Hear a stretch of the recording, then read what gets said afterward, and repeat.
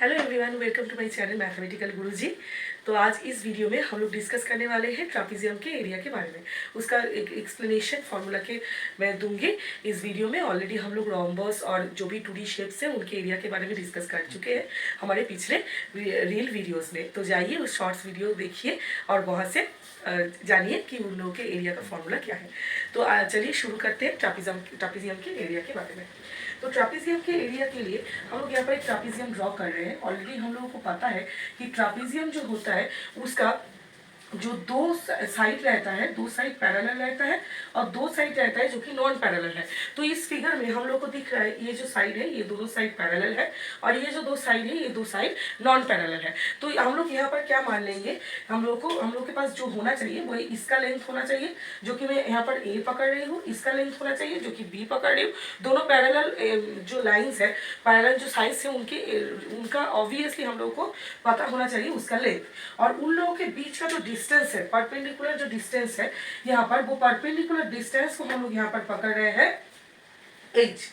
उस perpendicular distance को हम लोग पकड़ रहे हैं h, यानी कि उस दोनों जो पैरेलल साइड है उनका जो बीच का गैपिंग है, बीच का जो डिस्टेंस है वो हम लोग यहाँ पर मान रहे हैं h। ठीक है, तो पैरेलल दोनों साइड का लेंथ है, छोटे वाले का a और बड़े वाले का b, और जो उनके बीच का जो मतलब कि एक परपेंडिकुलर डिस्टेंस जो उन दोनों के बीच है, ठीक है, वो डिस्टेंस हम लोग h से मान रहे हैं। ये डिस्टेंस बहुत इंपॉर्टेंट है, दोनों पैरेलल साइड के बीच का डिस्टेंस बहुत इंपॉर्टेंट है एरिया निकालने के लिए। ओके, तो एरिया का फॉर्मूला क्या है हम लोगों का?